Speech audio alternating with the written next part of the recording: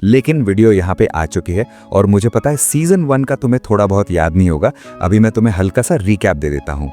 जैसे कि आपको याद होगा कि यार सीजन 1 के लास्ट एपिसोड में हमें दिखाया गया था कि ताकेमिची ड्रेकन को बचा लेता है, लेकिन वो बाजी को नहीं बचा पाता है, जिसके बाद बाजी की डेथ हो जाती है और वहां पे वल्हला आर्क खत्म हो जाता है।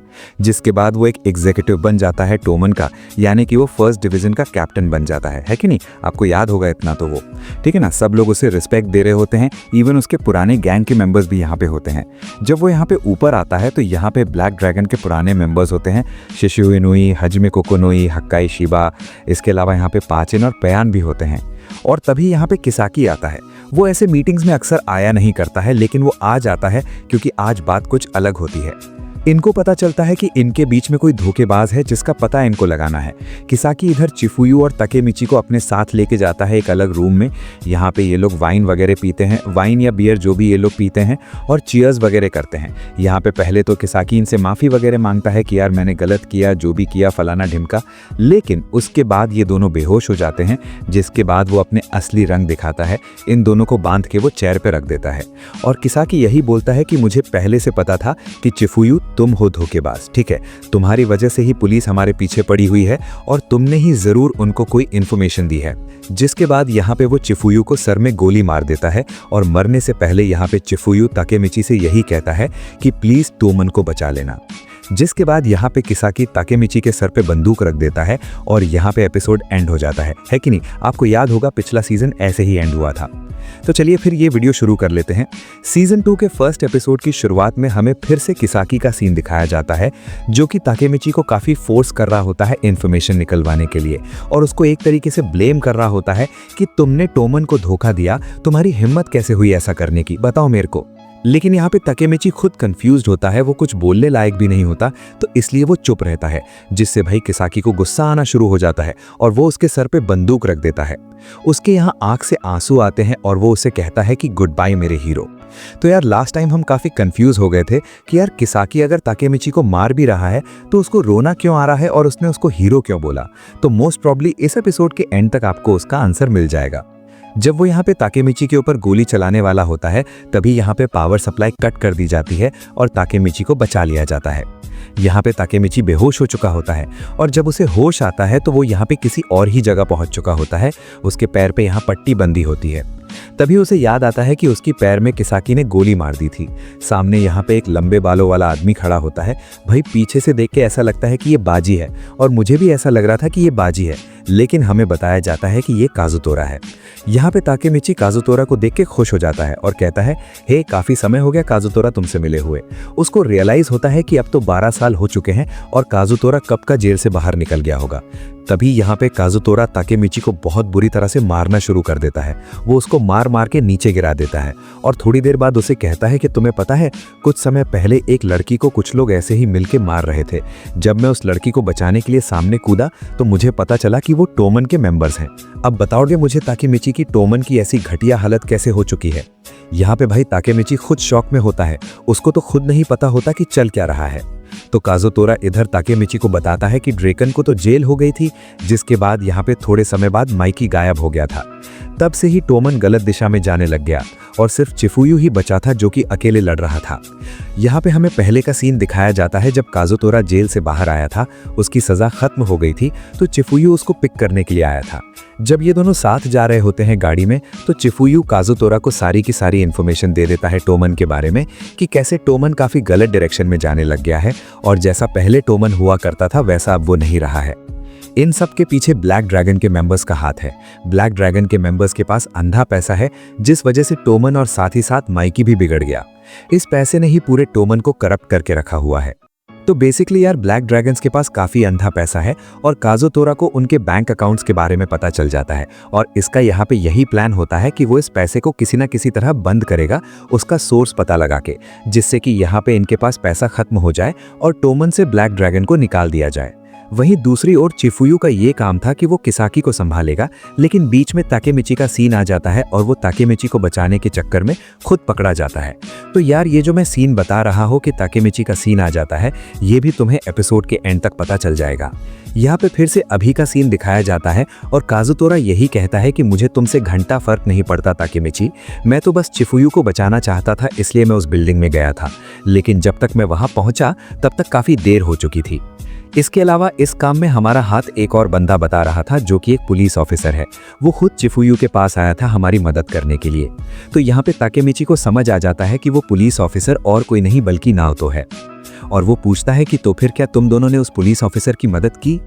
तो यहाँ पे काजुतोरा बताता है कि हाँ, उन्होंने उसकी मदद की है। तो यहाँ पे काजुतोरा की इन्फॉर्मेशन के बाद ताकेमिची को ये समझ आ चुका होता है कि इस टाइमलाइन में किसाकी ने हिनाता को मारने का ऑर्डर दिया था। इसके अलावा अब वो एक टॉप एग्जीक्यूटिव बन चुका है, इस वजह से जब हिनाता की मौत हुई तो वो उस समय वहाँ पे मौजूद नहीं था, वो ऐसे ही किसी मीटिंग में यहाँ पे फंसा पड़ा था। काजुतोरा बताता है कि माइकी के बुरे बनने का रीजन ये सारा पैसा ही है, और कुछ समय बाद वो गायब हो गया था। तकरीबन 1 महीने पहले मित्सुया गायब हो गया और उसके बाद कल ही पाचिन और बयान का मर्डर कर दिया गया। मेरा मानना यह है कि शायद अब माइकी अपने पुराने टोमन मेंबर्स पे भी भरोसा नहीं करता है, इसलिए उसने एक के बाद एक करके सबको मारना शुरू कर दिया है।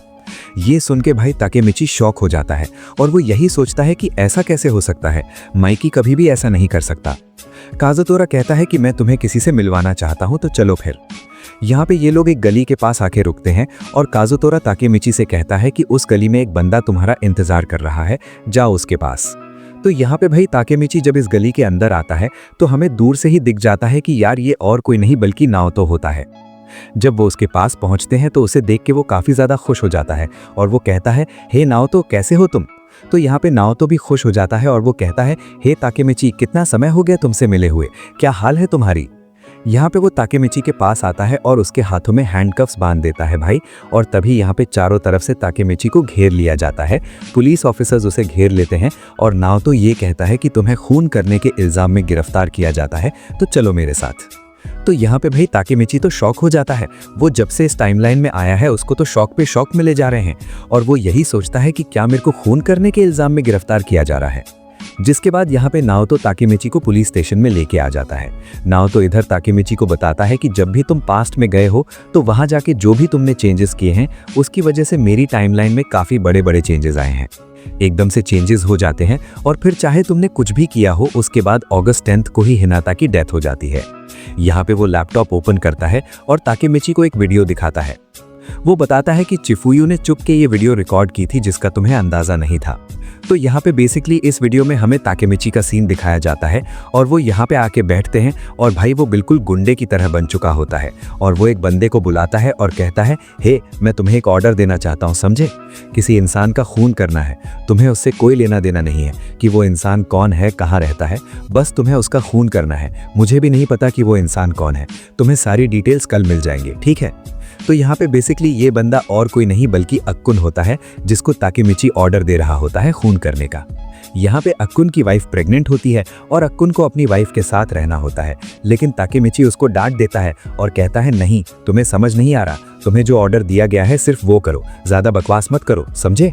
यहाँ पे ये देख के ताकेमिची काफी ज्यादा शॉक हो जाता है। जिसके बाद नाओतो ताकेमिची को एक और वीडियो दिखाता है जिसमें भाई ताकेमिची गुस्से में पूरा फर्नीचर वगैरह तोड़ रहा होता है, कुर्सियां वगैरह, और चिफुयू उसके पास जाता है और उसको शांत करने की कोशिश करता है, क्योंकि बेसिकली यहाँ पे ताकेमिची को समझ आ चुका होता है कि उसने जिस लड़की को मारने का ऑर्डर दिया था अक्कुन को, वो और कोई नहीं बल्कि हिनाता है। वो खुद ही अपने हाथों से हिनाता को मार चुका होता है, लेकिन उसको पता नहीं होता कि वो किसको मारने का ऑर्डर दे रहा है। चिफुयू ने ये सारी की सारी वीडियो टेप्स को छुपा के रखा था, इवन नाओतो से भी छुपा के रखा हुआ था अपने मरते दम तक, क्योंकि वो ताकेमिची को बचाना चाहता था। तो अब आपको समझ आ रहा होगा ताकेमिची को बचाते बचाते वो खुद कैसे फंस गया है ना। नाओतो बताता है कि जब हिनाता की डेथ हुई थी उसके बाद से मैंने सोचा था कि मैं इन्वेस्टिगेशन शुरू करूंगा, और चिफुयू और काजुतोरा की मदद से मुझे पता चला था कि किसाकी ही वो है जिसके ऑर्डर पे हिनाता की डेथ हुई थी। हम किसी तरह किसाकी को फंसाना चाहते थे और उसको मर्डर के इल्जाम में अरेस्ट करना चाहते थे, लेकिन सब कुछ उल्टा हो गया। फिर चाहे तुमने कितने भी बड़े चेंजेस किए हों, इस टाइमलाइन में भी मैं एक पुलिस ऑफिसर हूं और ये प्रूफ है जिस वजह से मैंने तुम्हें गिरफ्तार किया है। इसी प्रूफ के चलते हमें ये सबूत मिला कि तुम्हारी वजह से ही हिनाता की डेथ हुई है। ये सुन के भाई ताकेमिची बहुत शॉक हो चुका होता है, उसको काफी रोना आने लग जाता है,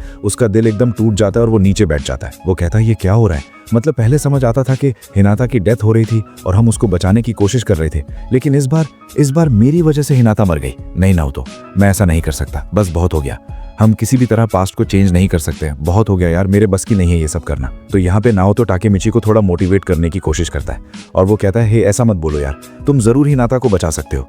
तुम्हें याद नहीं पहले टाइमलाइन में मैं भी मर गया था, लेकिन तुमने ही मुझे बचाया था। उसके बाद तुमने ड्रैगन और काजुतोरा को भी बचाया। फिर चाहे भविष्य कैसा भी हो, लेकिन तुम हो जिसने हार नहीं मानी, तुम हमेशा आगे बढ़ते रहे। टाकेमिची, सच में तुम काफी बहादुर हो और सिर्फ तुम ही हिनाता को बचा सकते हो। इधर नाओतो टाकेमिची को बताता है कि तुमने जितनी भी बार हिनाता को बचाने की कोशिश की है, उतनी ही बार टक्ता केसाकी ने ही हिनाता का मर्डर करवाया है। तुम्हें क्या लगता है ये कोई इत्तेफाक है? नहीं, मुझे नहीं लगता। जरूर केसाकी का तुम्हारे और हिनाता के साथ कुछ लेना देना है, इसीलिए तुम्हें इस बार पास्ट में जाके ये पता लगाना होगा कि असलियत में तुम्हारे और केसाकी के बीच में हुआ क्या था, जिस वजह से वो हिनाता के पीछे पड़ गया है। नाओतो इधर टाकेमिची को बताता है कि अब तुम्हें इसके बाद यहाँ पे एक डिटेंशन सेंटर में भेज दिया जाएगा, जहाँ पे तुम्हारा मुझसे मिलना काफी ज्यादा कम हो जाएगा और एक तरीके से नामुमकिन ही हो जाएगा। तो यही समय है पास्ट में वापस जाने का।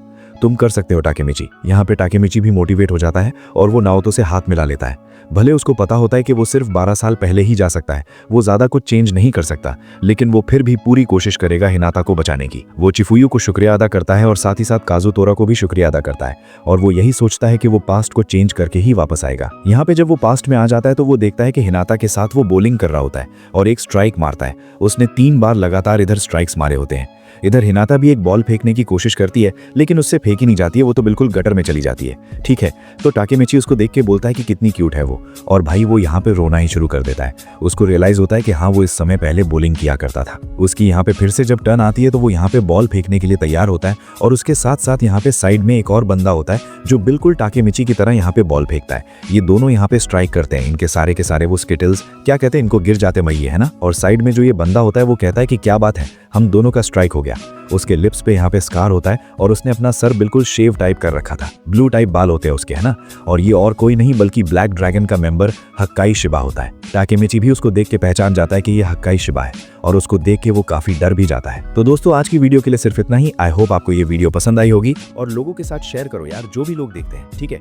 ज्यादा से ज्यादा सपोर्ट दिखाओ जिससे कि ज्यादा से ज्यादा लोगों तक ये वीडियो पहुंचे। तो दोस्तों, आज की वीडियो के लिए सिर्फ इतना ही। आई होप कि आपको ये वीडियो पसंद आई होगी। अगर आपको ये वीडियो पसंद आई है तो प्लीज लाइक कीजिए, अपने दोस्तों के साथ शेयर कीजिए और मेरे चैनल को सब्सक्राइब करना मत भूलिएगा। और अगर आप मुझे कांटेक्ट करना चाहते हैं तो आप मुझे इंस्टाग्राम पे कांटेक्ट कर सकते हैं। मेरे पेज के लिंक आपको डिस्क्रिप्शन में मिल जाएगी। मिलता हूं आपसे अगली वीडियो में, तब तक के लिए गुड बाय।